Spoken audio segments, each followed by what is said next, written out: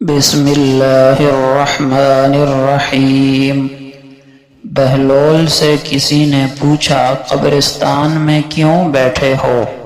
بہلول نے جواب میں کہا، میں ان کے ساتھ بیٹھا ہوں جن کی طرف سے مجھے کوئی تکلیف نہیں پہنچتی، الزام نہیں لگاتے، حسد نہیں کرتے، جھوٹ نہیں بولتے، طعنہ نہیں دیتے، خیانت نہیں کرتے۔ اور سب سے اچھی بات یہ ہے کہ جب میں یہاں سے اٹھ کے چلا جاتا ہوں تو پیٹھ پیچھے میری غیبت نہیں کرتے۔ تم نے انداز محبت دیکھا ہے، انداز وفا نہیں۔ پنجرے کھول بھی دو تو کچھ پرندے جایا نہیں کرتے۔ ساری کامیابیاں بس ایک ہی کتاب میں چھپی ہوئی ہیں اور وہ ہے قرآن پاک۔ کسی گناہ کا عام ہو جانا اسے حلال نہیں کر دیتا، بلکہ عذاب الہی کا خطرہ مزید بڑھا دیتا ہے۔ موت انسان کو مار دیتی ہے، لیکن اچھے لوگ ہمیشہ زندہ رہتے ہیں، لوگوں کے دلوں میں، لفظوں میں اور دعاؤں میں۔ جو دوسروں کو عزت دیتا ہے اصل میں وہ خود عزت دار ہوتا ہے، کیونکہ انسان دوسروں کو وہی کچھ دیتا ہے جو اس کے پاس ہوتا ہے۔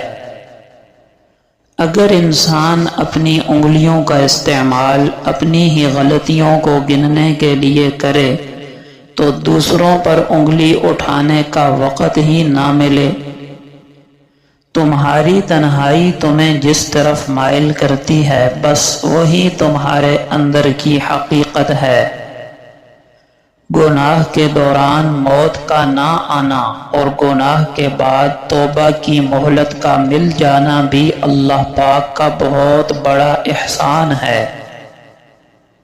اگر والدین کے بال سفید ہو رہے ہیں تو سمجھ جائیں کہ آپ کے پاس جنت کمانے کا وقت بہت کم باقی ہے۔ میں جب بھی کسی سلجھے ہوئے خوش اخلاق نوجوان کو دیکھتا ہوں تو یقین ہو جاتا ہے کہ ضرور اس کا باپ صالح اور نیک آدمی ہوگا۔ علم یہ ہے کہ آپ کو معلوم ہو کیا کہنا ہے، حکمت یہ ہے کہ آپ کو معلوم ہو کب کہنا ہے۔ جس طرح بارشیں فضا سے دھول مٹی صاف کرتی ہیں، اسی طرح استغفار روح سے گناہوں کو دھو دیتا ہے۔ ہو سکتا ہے کہ آپ کے پاس بانٹنے کے لیے کچھ نہ ہو، لیکن شکر کرنے کے لیے کچھ نہ کچھ ضرور ہوگا۔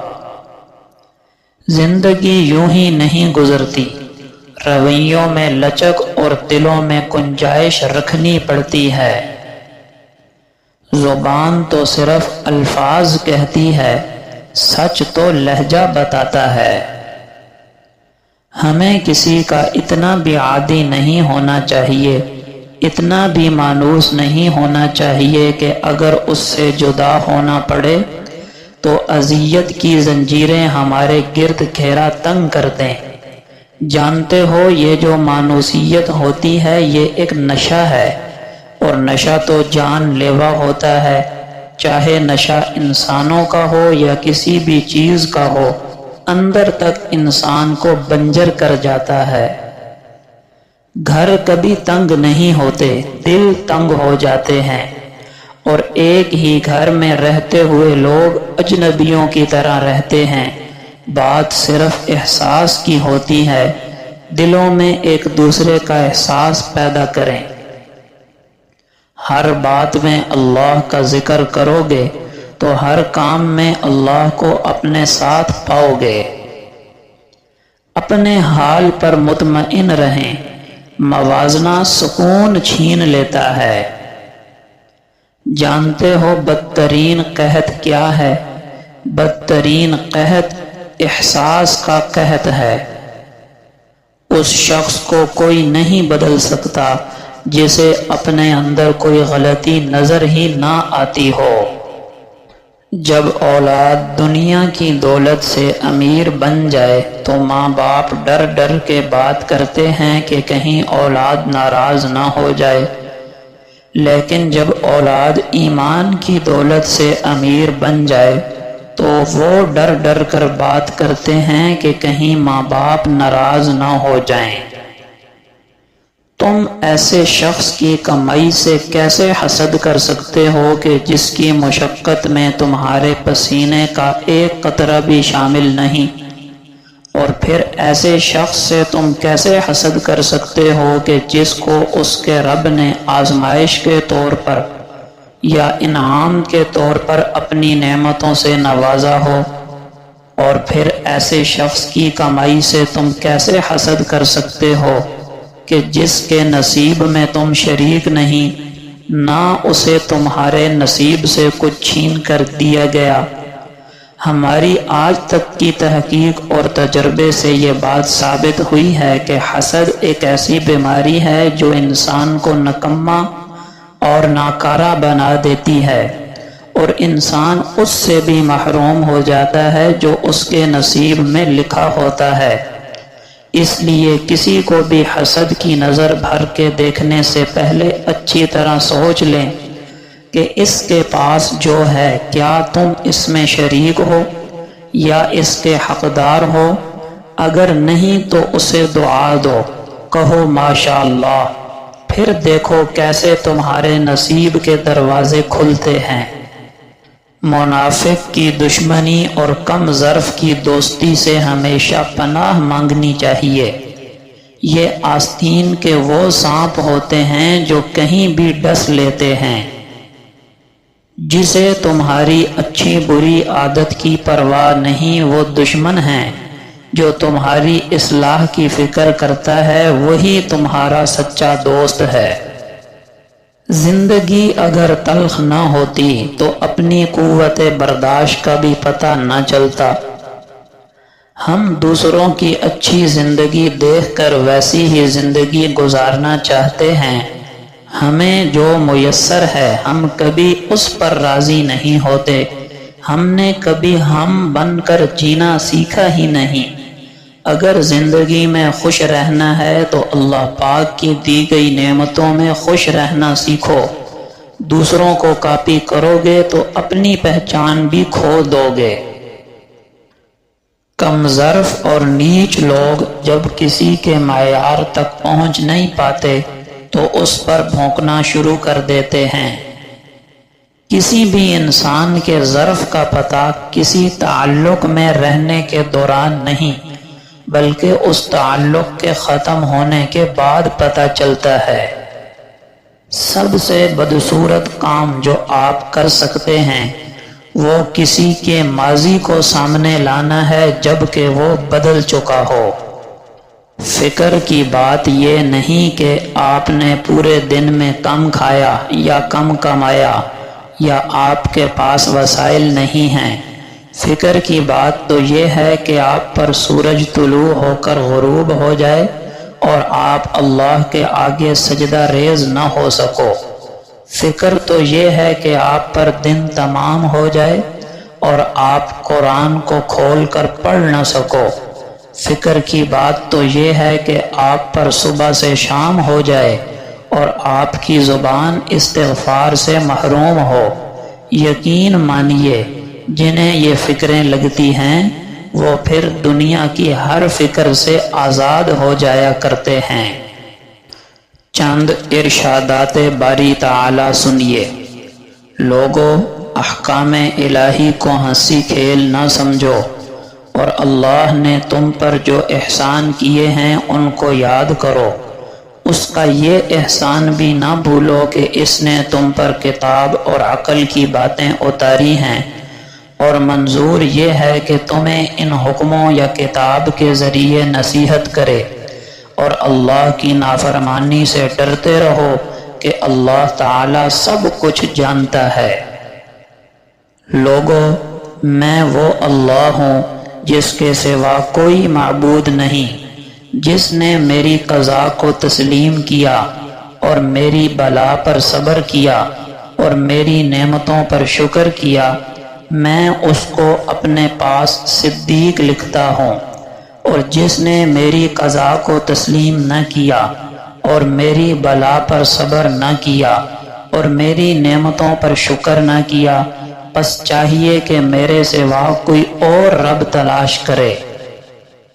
لوگوں، دوزخ کے عذاب سے ڈرتے رہو جو نافرمانوں اور منکروں کے لیے تیار ہے، اور اللہ اور اس کے رسول کا حکم مانو، عجب نہیں کہ تم پر رحم کیا جائے۔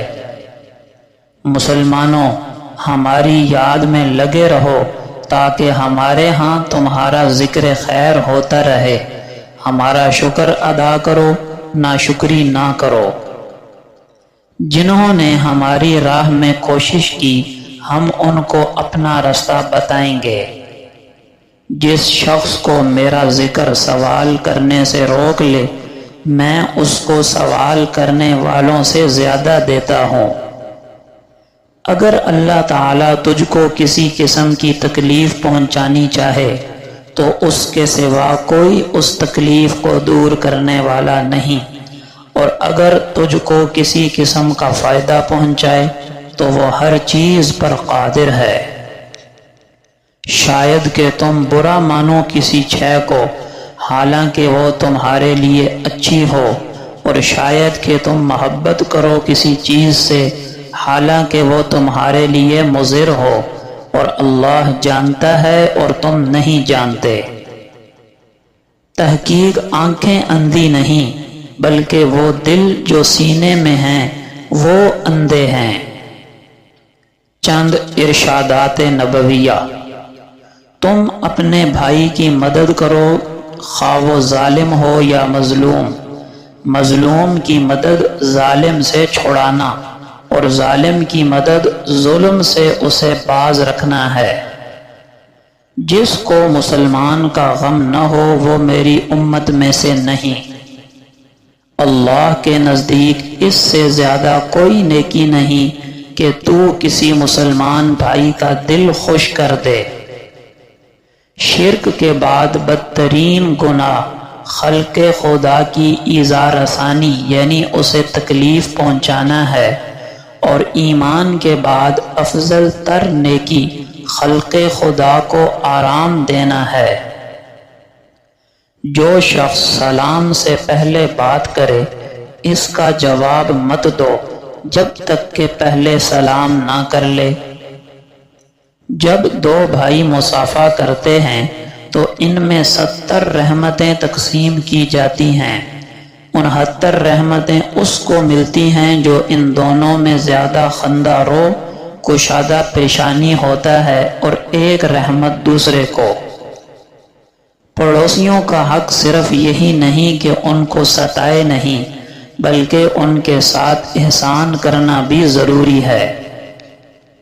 کافر ہمسائے کا ایک حق ہے، مسلمان ہمسائے کا 2 گنا، اور رشتہ دار ہمسائے کا 3 گنا۔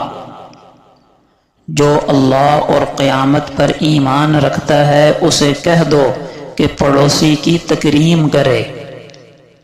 پڑوسی کو ستانے والا دوزخی ہے اگرچہ تمام رات عبادت کرے اور تمام دن روزہ دار رہے۔ جس کے شر سے پڑوسی بے خوف نہ ہو وہ مسلمان نہیں، خواہ پڑوسی کافر ہو یا مومن۔ کامیابی کا گر سیکھنے کے لیے بانس کے درخت کی یہ کہانی سنیے۔ ایک دفعہ کا ذکر ہے کہ ایک آدمی نے بانس کا درخت اگانا چاہا۔ اس نے بیج لگایا اور ہر روز محنت سے اسے پانی دیتا رہا۔ ان کوششوں کے باوجود 1 سال گزرنے کے بعد ترقی کے کوئی آثار نظر نہیں آئے۔ اس کے پڑوسیوں نے اس کا مذاق اڑاتے ہوئے کہا کہ وہ اپنا وقت ضائع کر رہا ہے، لیکن وہ آدمی کوشش کرتا رہا اور بیج کی پرورش کرتا رہا۔ 1 اور سال گزر گیا، پھر ایک اور پھر بھی کچھ نہ ہوا۔ کچھ لوگ اسے بے وقوف کہنے لگے، لیکن آدمی نے محنت پر یقین کیا اور دن بدن سال بسال اپنی کوششیں جاری رکھیں۔ 5 سال کی مسلسل جد و جہد کے بعد کچھ ناقابل یقین ہوا، بانس کا درخت اگنے لگا، اور یہ صرف تھوڑا سا نہیں بڑھا بلکہ 6 ہفتوں کے اندر یہ 90 فٹ سے زیادہ لمبا ہو گیا۔ آدمی حیران رہ گیا اور اس کے پڑوسی دنگ رہ گئے۔ آدمی نے ایک اہم سبق سیکھا تھا کہ جب آپ اپنی محنت کے فوری نتائج نہیں دیکھتے تو اس کا مطلب یہ نہیں ہوتا کہ کچھ ہو نہیں رہا۔ سطح زمین کے نیچے بانس کا درخت ایک مضبوط جڑ کا نظام تیار کر رہا تھا۔ یہ مختصر سی کہانی ہمیں صبر، استقامت اور مسلسل محنت کا سبق سکھاتی ہے، صرف اس وجہ سے کہ آپ اپنی کوششوں کے نتائج ابھی نہیں دیکھ پا رہے، اس کا ہرگز یہ مطلب نہیں کہ آپ ترقی نہیں کر رہے۔ کامیابی کے لیے ہمیشہ تیاری، مسلسل کوشش اور اپنے اہداف و مقاصد پر اٹل یقین کی ضرورت ہوتی ہے۔ آگے بڑھتے رہیں اگرچہ پیش رفت نظر نہ آئے، کیونکہ ہو سکتا ہے آپ کسی پیش رفت کے دہانے پر ہوں۔ مسلسل جد و جہد جاری رکھیں، یا تو آپ کامیابی پا لیں گے یا تجربہ، اور یہ دونوں ہی بہت انمول ہیں۔ خاوند کی خوبیوں میں سے ایک بڑی خوبی یہ ہے کہ اس میں تحمل مزاجی ہو، کیونکہ وہ گھر کا سربراہ ہے، اور جس ادارے کا سربراہ ہی بات بات پر بگڑ جائے تو وہ ادارہ کبھی کامیاب نہیں ہو سکتا۔ وہ مرد جن میں تحمل نہیں ہوتا، ان کی ازدواجی زندگی کی گاڑی راستے میں کہیں نہ کہیں کھڑی ہو جاتی ہے۔ مرد کی دوسری بڑی صفت یہ ہے کہ اسے گھر کی ذمہ داریوں کو نبھانے میں کام چور نہیں ہونا چاہیے۔ ہمارے لیے اس سے بڑھ کر اور مثال کیا ہو سکتی ہے کہ رسول اللہ صلی اللہ علیہ وسلم وقت کے نبی ہیں، خاتم الانبیاء ہیں، اور گھر کے کام کاج خود کرتے ہیں۔ حضرت موسیٰ علیہ السلام وقت کے جلیل القدر نبی ہیں۔ بیوی درد ذہ کا شکار ہوئی تو فرمایا بیٹھو، میں ابھی جاتا ہوں آگ ڈھونڈنے کے لیے تاکہ تمہیں آرام ملے۔ دیکھیے وقت کے نبی ہیں اور بیوی کی آسانی کے لیے آگ کے انگارے ڈھونڈتے پھر رہے ہیں۔ یہ کتنی بڑی نیکی بنائی گئی جس میں اللہ کے نبی مصروف ہیں۔ اس لیے گھر کا کوئی کام کرنا پڑ جائے تو راہ فرار اختیار نہیں کرنا چاہیے۔ جس طرح چھوٹے چھوٹے پتھر مل کر پہاڑ بن جاتے ہیں، اسی طرح چھوٹے چھوٹے مسائل اکٹھے ہو کر اختلافات کا پہاڑ بن جاتے ہیں۔ دو دلوں کے درمیان دیوار کھڑی ہو جاتی ہے، نتیجہ گھر کی تباہی کی صورت میں سامنے آتا ہے۔ بعض مرتبہ سال ہر سال کی ازدواجی زندگی طلاق کی بھینٹ چڑھ جاتی ہے۔ رسول اللہ صلی اللہ علیہ وسلم کا پاک ارشاد ہے، تم میں سے کوئی بھی شخص جب تک اپنی نماز والی جگہ پر بیٹھا رہتا ہے جہاں اس نے نماز پڑھی ہو، اور جب تک وہ بے وضو نہیں ہو جاتا یا اٹھ نہیں جاتا، تب تک فرشتے اس کے لیے یہ دعا کرتے رہتے ہیں، اے اللہ اسے بخش دے، اے اللہ اس پر رحم فرما۔ آپ صلی اللہ علیہ وسلم کا پاک ارشاد ہے کہ جب آدمی وضو کر کے مسجد میں آتا ہے تو اللہ تعالیٰ اس کے لیے ہر قدم کے بدلے میں 30 نیکیاں لکھ دیتا ہے۔ پھر جب وہ مسجد میں نماز ادا کر کے مسجد میں ہی بیٹھا رہتا ہے تو جب تک وہ واپس نہیں آ جاتا تب تک فرما بردار روزے دار کے مثل ثواب حاصل کرتا رہتا ہے۔ آپ صلی اللہ علیہ وسلم کا پاک ارشاد ہے، بے شک بیماری کے ذریعے اللہ تعالی مسلمان بندے کے گناہوں کو ایسے ہی دور کر دیتا ہے جیسے آگ سونے اور چاندی کے میل کو دور کر دیتی ہے۔ آپ صلی اللہ علیہ وسلم کا پاک ارشاد ہے، جب کوئی اپنے بھائی کے لیے اس کی غیر موجودگی میں غائبانہ دعا کرتا ہے تو فرشتے آمین کہتے ہیں اور کہتے ہیں تیرے لیے بھی اسی جیسا ہو۔ آپ صلی اللہ علیہ وسلم کا ارشاد ہے کہ اللہ پاک فرماتے ہیں کہ میں نے اپنے نیک بندوں کے لیے وہ چیزیں تیار کر رکھی ہیں جنہیں نہ کسی آنکھ نے دیکھا، نہ کانوں نے سنا، اور نہ کسی انسان کے دل میں ان کا کبھی خیال گزرا ہے۔ آپ صلی اللہ علیہ وسلم کا پاک ارشاد ہے مجھ پر درود بھیجا کرو کیونکہ تم جہاں بھی ہوگے تمہارا درود مجھے پہنچایا جائے گا۔